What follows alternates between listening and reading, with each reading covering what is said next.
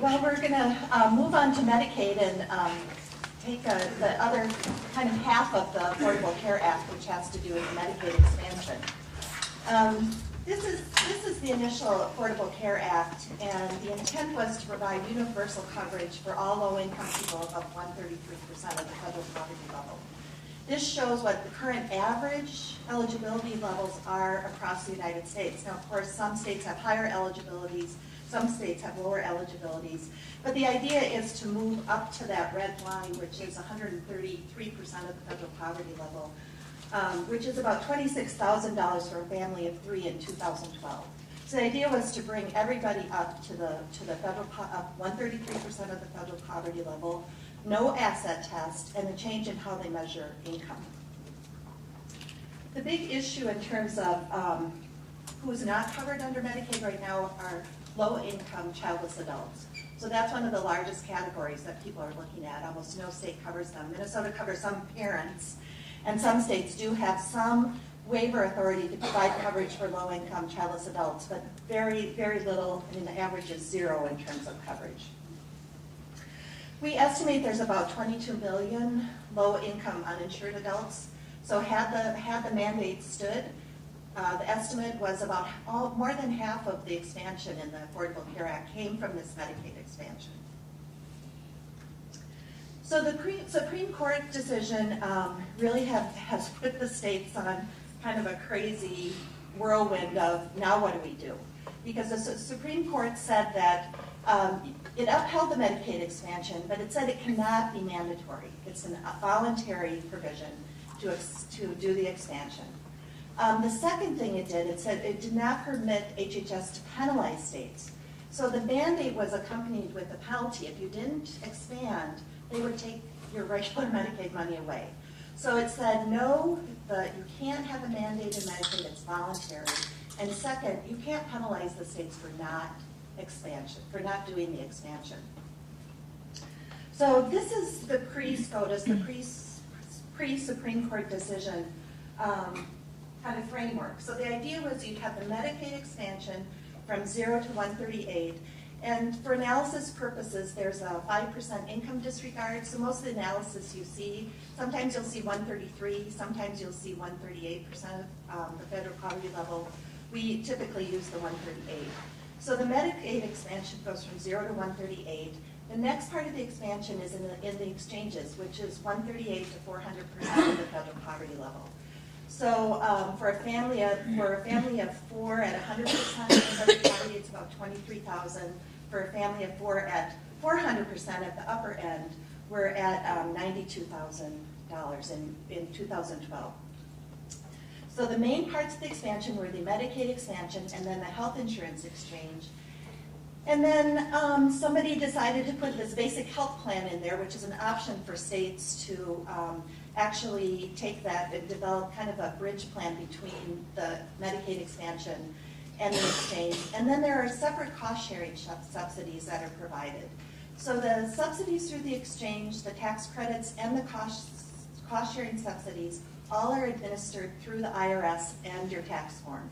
So you go to the exchange, you put in your dollar amounts, they assess your income, and that is the income and they'll say, okay, I picked this plan, you'll get a Schedule H or something that you'll attach to your tax form to show that you have health insurance coverage that's credible. Now with the expansion of, with the post-Supreme Court decision, so now the way the law reads, the 0 to 133 mandate expansion is gone.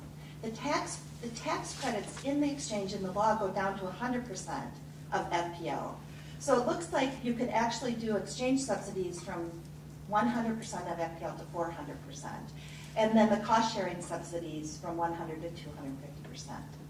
So many states like Minnesota are going to do the Medicaid expansion, and then they'll do the exchange, and they're thinking about, do we do a basic health plan, or how do we configure all these new incentives and these new frameworks for providing tax credits. So last week, and honestly this is happening, like everybody's trying to figure out what to do by day. So last week, Secretary Sebelius sent a letter to all the governors and said, that the Supreme Court ruling only affects the mandate on the income.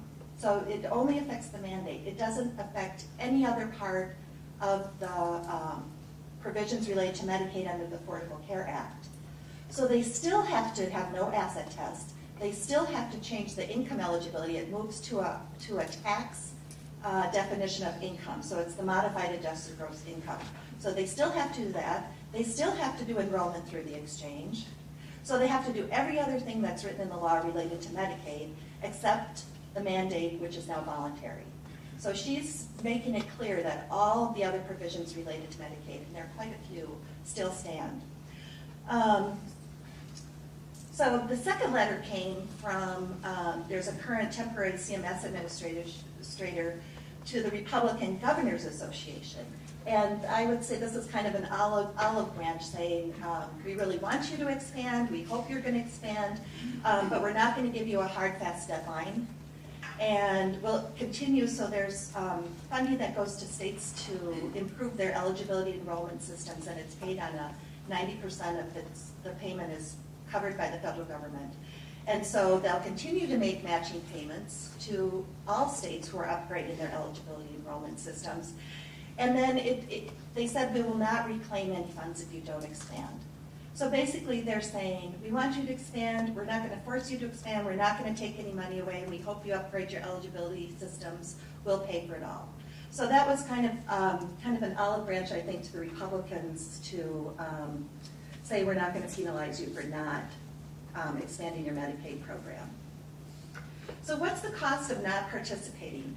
So when you think there were about 27 states that were participated in the Supreme Court case and signed on with opposing both the individual mandate and the Medicaid expansion.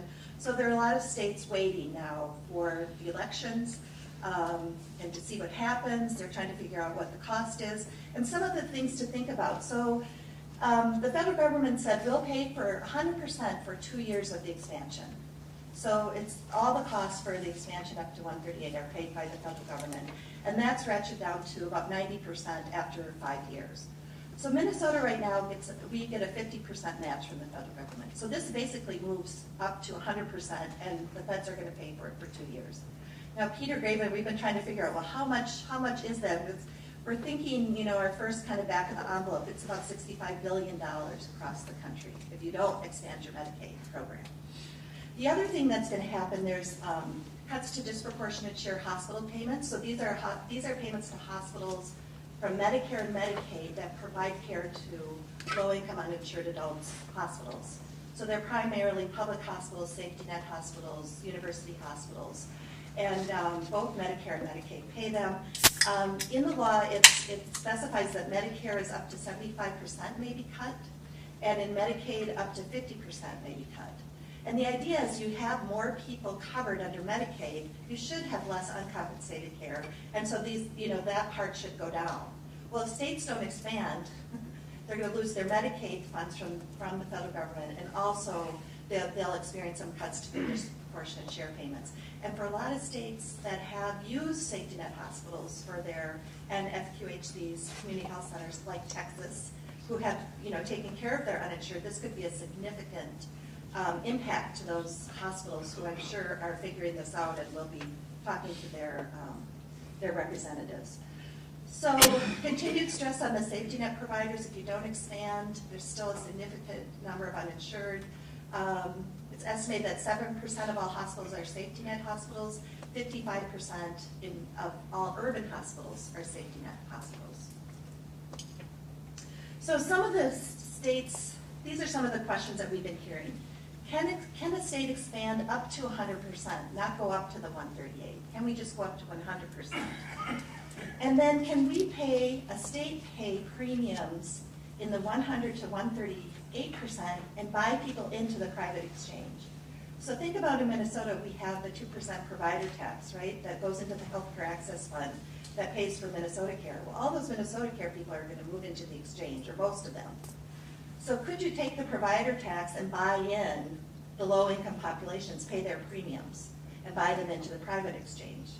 Well, providers would like this because then they're getting private payment rates, not Medicaid payment rates, which tend to be lower. So it's something that's not specified and that's a question for HHS. The other question is for some states who are going to implement an exchange but not implement the expansion, does it really make sense to help people from 138 to 400 or 200, 400% of poverty and you do nothing for the very poor? Just kind of logically and morally, does that really make sense? So this is the pre-Supreme Court decision, the post-Supreme Court decision. I'm just going to add one more complexity, which is could you do the expansion to 100 and then buy into the exchange? Minnesota Care goes up to 275. I'm thinking it's more of the basic health plan population, but this is completely complex, and states states are working really hard to figure it out, and it's an interesting time to be involved in health policy. So. We took the average individual premium amount for the U.S., which is in 2011 was about $5,400. So if you were, fairly on average health and bought an individual policy called a Blue Cross, this was what it costs.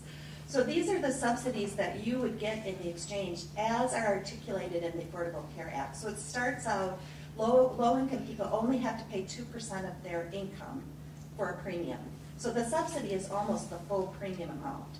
And then it goes up, it's a sliding fee scale that moves up as your income moves up. So by 400% of the poverty, you're paying, $4,000, and the federal government is subsidizing you $1,000.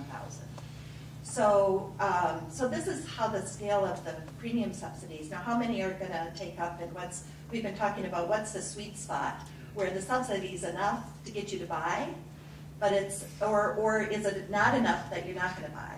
So maybe that's half. We don't really know. There's not a lot of experience, but it's something we're trying to figure out. And then for a state, to pay $200 in premium and buy these lower income, that might be cheaper for a state than doing a Medicaid expansion, which is pretty interesting to think about. So we're waiting to hear what HHS says, what the possibilities are. I know Minnesota is very active in thinking about this as well. So the final thing that I wanted to just bring up is that there is this ACA state waiver opt-out. So there's a provision in the bill that after 2017, so that's it starts in 2014.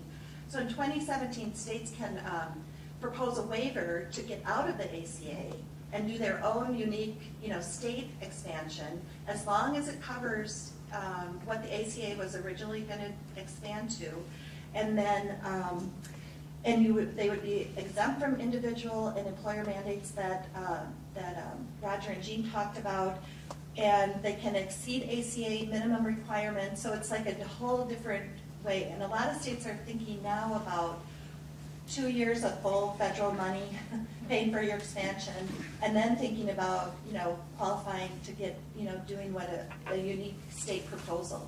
So there's a lot of details, a lot of things moving. Probably if I present this next week, it might be a little bit different, but it's a really challenging time. I look forward to your questions.